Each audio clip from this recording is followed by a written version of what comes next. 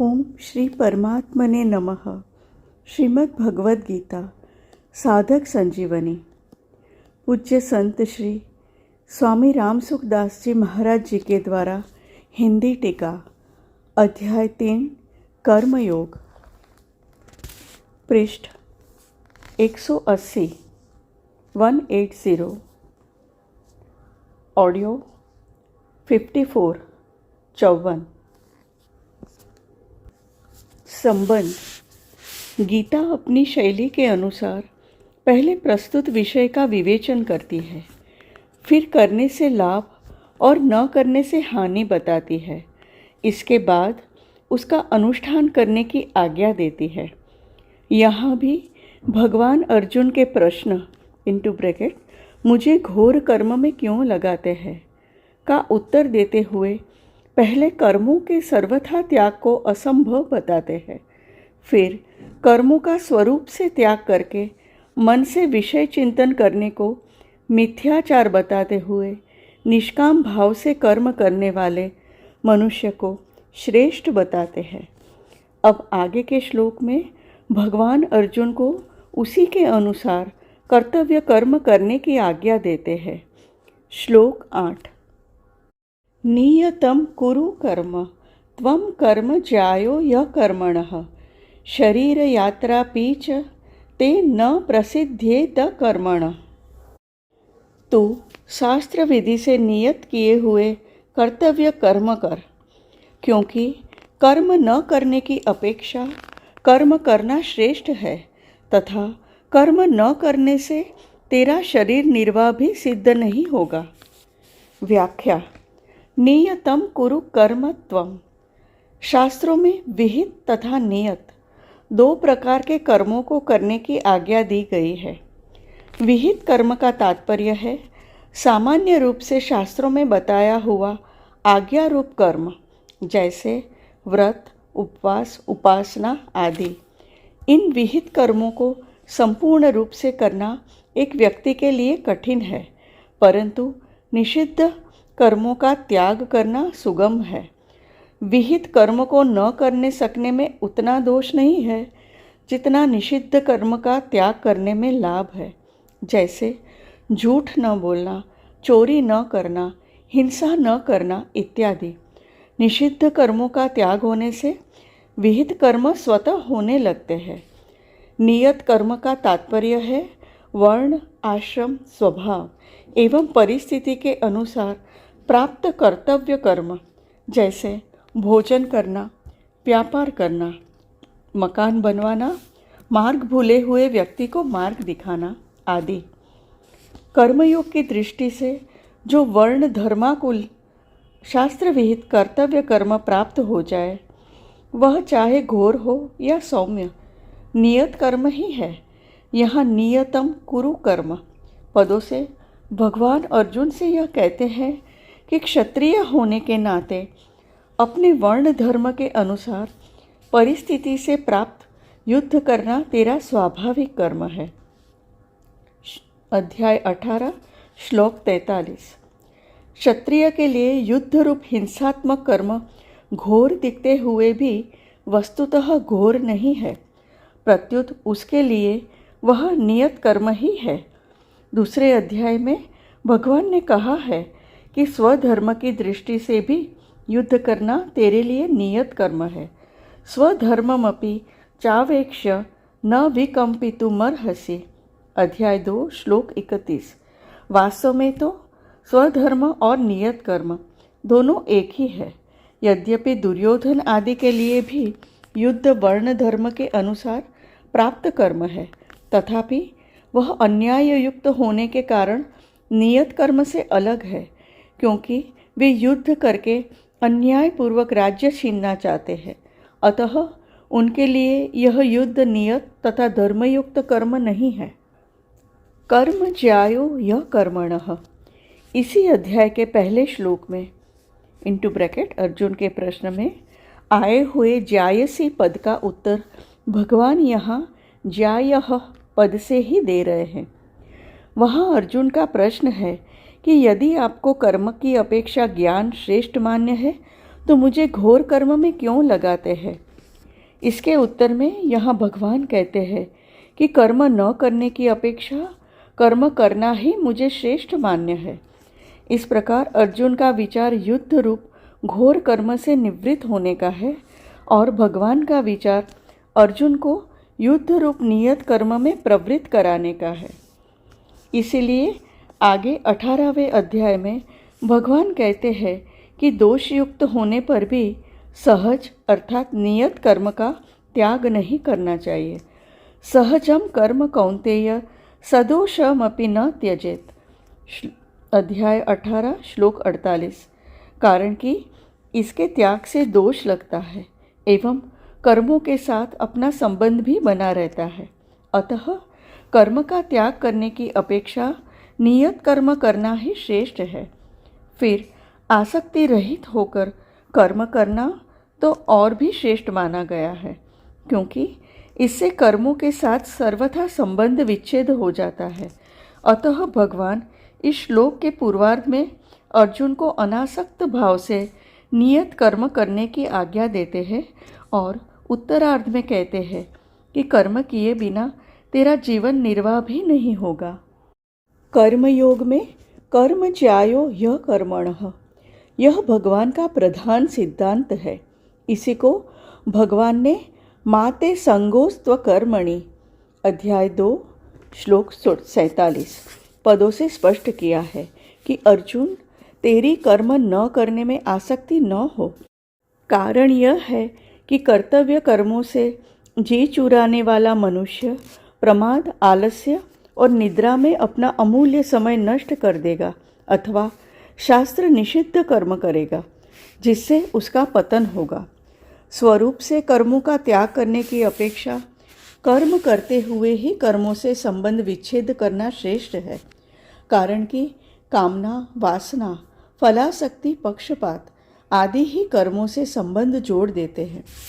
चाहे मनुष्य कर्म करे अथवा न करे, कामना आदि के त्याग का उद्देश्य रखकर कर्मयोग का आचरण करने से कामना आदि का त्याग बड़ी सुगमता से हो जाता है। शरीर यात्रापि च तेन प्रसिद्धेद कर्मणः। अर्जुन के मन में ऐसा भाव उत्पन्न हो गया था कि अगर कर्म ही न करे तो कर्मों से स्वतः संबंध विच्छेद हो जाएगा। इसलिए भगवान नाना प्रकार की युक्तियों द्वारा उनको कर्म करने के लिए प्रेरित करते हैं।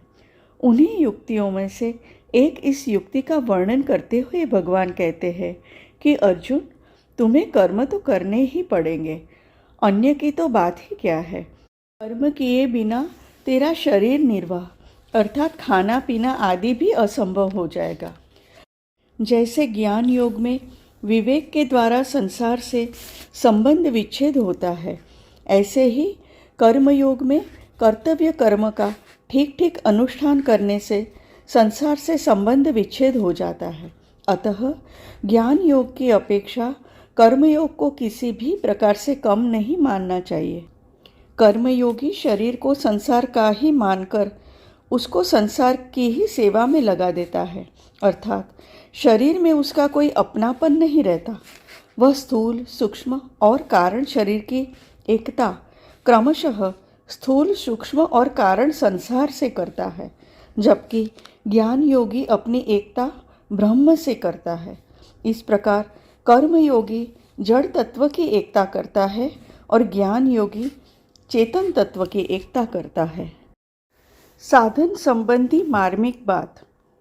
अर्जुन की कर्मों से अरुचि है, अर्थात उनके मन में कर्म न करने का आग्रह है। केवल अर्जुन की ही बात नहीं है, प्रत्युत पारमार्थिक मार्ग के अन्य साधक भी प्रायः इस विषय में ऐसी ही बड़ी भूल करते हैं। यद्यपि उनकी इच्छा साधन करने की रहती है और साधन करते भी है, तथापि वे अपनी मनचाही परिस्थिति, अनुकूलता और सुख बुद्धि भी साथ में रखते हैं, जो उनके साधन में महान बाधक होती है। जो साधक तत्व प्राप्ति में सुगमता ढूंढता है और उसे शीघ्र प्राप्त करना चाहता है, वह वास्तव में सुख का रागी है, न कि साधन का प्रेमी। जो सुगमता से तत्व प्राप्ति चाहता है, उसे कठिनता सहनी पड़ती है, और जो शीघ्रता से तत्व प्राप्ति चाहता है उसे विलंब सहना पड़ता है। कारण कि सुगमता और शीघ्रता की इच्छा करने से साधक की दृष्टि साधन पर न रहकर फल पर चली जाती है, जिससे साधन में उकताहट प्रतीत होती है और साध्य की प्राप्ति में विलंब भी होता है। जिसका यह दृढ़ निश्चय या उद्देश्य है कि चाहे जैसे भी हो मुझे तत्व की प्राप्ति होनी चाहिए, उसकी दृष्टि सुगमता और शीघ्रता पर नहीं जाती। तत्परता के साथ कार्य में लगा हुआ मनस्वी व्यक्ति जब अपने उद्देश्य की पूर्ति के लिए कमर कसकर लग जाता है, तब वह सुख और दुख की ओर नहीं देखता। मनस्वी कार्यार्थी न गण्यति दुखम न च सुखम। इंटू ब्रैकेट भर्तृहरि नीति शतक। साधक की तो बात ही क्या है, एक साधारण लोभी मनुष्य भी दुख की ओर नहीं देखता। प्रायः देखा जाता है कि पसीना आ रहा है, भूख प्यास लगी है अथवा शौच जाने की आवश्यकता जान पड़ती है, फिर भी यदि माल की विशेष बिक्री हो रही है तथा पैसे आ रहे हैं तो वह लोभी व्यापारी सब कष्ट सह लेता है। ठीक लोभी व्यक्ति की तरह साधक की साध्य में निष्ठा होनी चाहिए। उससे साध्य की प्राप्ति के बिना चैन से न रहा जाए, जीवन भार स्वरूप प्रतीत होने लगे, खाना पीना आराम आदि कुछ भी अच्छा न लगे और उसके हृदय में साधन का आदर और तत्परता रहे। साध्य को प्राप्त करने की उत्कंठा होने पर देरी तो असह्य होती है, पर वह जल्दी प्राप्त हो जाए यह इच्छा नहीं होती। उत्कंठा दूसरी बात है एवं शीघ्र मिलने की इच्छा दूसरी बात। आसक्तिपूर्वक साधन करने वाला साधक साधन में सुख भोग करता है और उसमें विलंब या बाधा लगने से उसे क्रोध आता है एवं वह साधन में दोष दृष्टि करता है। परंतु आदर और प्रेम पूर्वक साधन करने वाला साधक साधन में विलंब या बाधा लगने पर आर्त भाव से रोने लगता है और उसकी उत्कंठा और तेजी से बढ़ती है। यही शीघ्रता और उत्कंठा में अंतर है। शीघ्रता में साधक का सुख सुविधा का भाव रहता है कि तत्व प्राप्ति शीघ्र हो जाए तो पीछे आराम करेंगे। इस प्रकार फल की ओर दृष्टि रहने से साधन का आदर कम हो जाता है। परंतु उत्कंठा में साधक अपने साधन में ही आराम मानता है कि साधन के सिवाय और करना ही क्या है, इससे बढ़िया और काम ही क्या है जिसे करें। अतः यही काम अर्थात साधन करना है, चाहे सुगमता से हो या कठिनता से, शीघ्रता से हो या देरी से। इसलिए उसकी पूरी शक्ति साधन में लग जाती है, जिससे उसको शीघ्रता से तत्व प्राप्ति हो जाती है। परंतु शीघ्रता से सिद्धि चाहने वाला साधक साध्य की प्राप्ति में देरी होने पर निराश भी हो सकता है। अतः साधक को साध्य से भी अधिक आदर साधन को देना चाहिए, जैसा कि माता पार्वती ने कहा है, जन्म कोटि लगी रगर हमारी, बरहूँ शंभुनत रहूँ कुआरी, तजौन नारद कर उपदेसु, आपु कहहि सत बार महेशु। मानस सोपान 1 दोहा 81 चौपाई 3। माता पार्वती के भावों में शीघ्रता नहीं है, इनमें तो साधन को साध्य से भी अधिक आदर किया गया है। प्रस्तुत श्लोक में भगवान अर्जुन को निमित्त बनाकर साधकों को सावधान करते हैं कि उन्हें अपनी अनुकूलता तथा सुख बुद्धि अर्थात जो कि साधन में मूल बाधा है, उसका त्याग करके कर्तव्य कर्मों को करने में बड़ी तत्परता से लग जाना चाहिए।